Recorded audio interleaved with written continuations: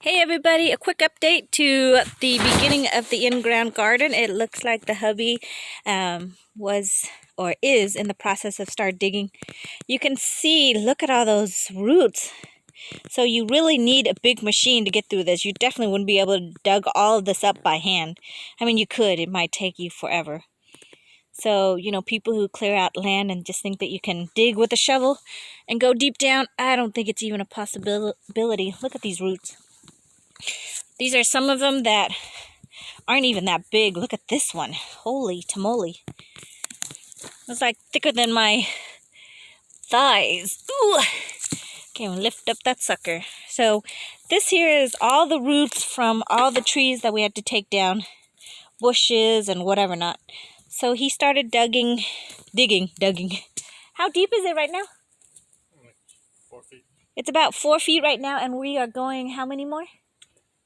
Between 6 and 8. So we are going a couple more feet down to possibly going down to 8 feet. The more you dig down, the more insulated the ground will be, to help insulate your greenhouse when it gets to be in the negatives or even under, freezing, 32 or less, 32 degrees Fahrenheit or less. That way, that's why the greenhouse, without us having to put any kind of vent or air circulation system or AC or heater, it can still sustain itself. So it's supposed to technically, I don't know if it will or not, and it's just by trial and error.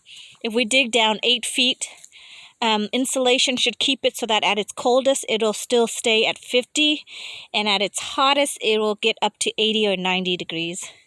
So right now he's digging it in. Of course, we're getting shallower over here because the depth of it is a lot lower.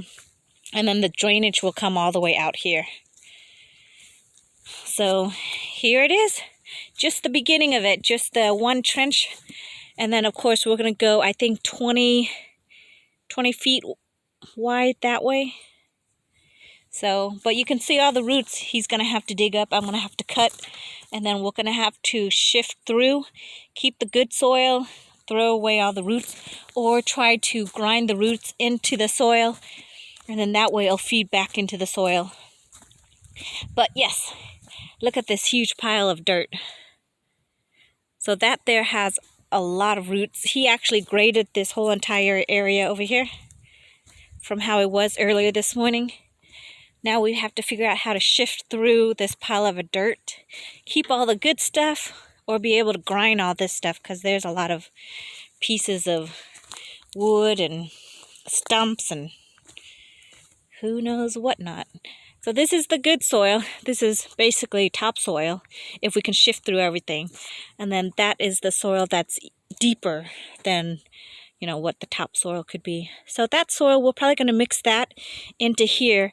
And then when we go ask for chicken manure, we'll mix all of that in together, put a thin layer over here, and then that way the ground will be ready. Look at this root. Isn't that crazy? It looks like a alien. Wah, wah. You remember that Harry Potter, where they were doing that root class, and the roots scream and they have to put something in the ear? That's what all of these roots remind me of, since we were going on a Harry Potter binge and we were watching all the Harry Potter in December while the weather was freezing cold and we couldn't be outside. But yeah, this is the start. Definitely looking forward to it. I have sandy loam soil, but you can see there is remnants of red dirt. It's still, even though it's sandy loam, that red is still pretty sandy. The red dirt is pretty sandy. It's not like Georgia red clay. This here just crumbles up. It doesn't create like that clay mixture. So it's like sandy clay. Yeah. Where the top has the loam in it. That's the hubby talking. So it crumbles really easily, and therefore it makes gardening a lot easier. I mean, we had a hard time just digging holes in the Georgia red clay, but over here, I mean, we still have some of that clay, it's a sandy clay as opposed to, you know, the clay where it, this one crumbles, the other one doesn't. So super excited, but for the most part, you can look over here, it's sandy, loomy soil, which is awesome. So it drains really well. So been blessed. This is a good area. He definitely picked a good area in order for me to garden in if we're gonna have our own homestead and growing our own fruits and vegetables. And then later on, we're gonna show you what kind of goats that we're looking at buying? A boar goat. A boar goat. Now those are some stout, hefty goats.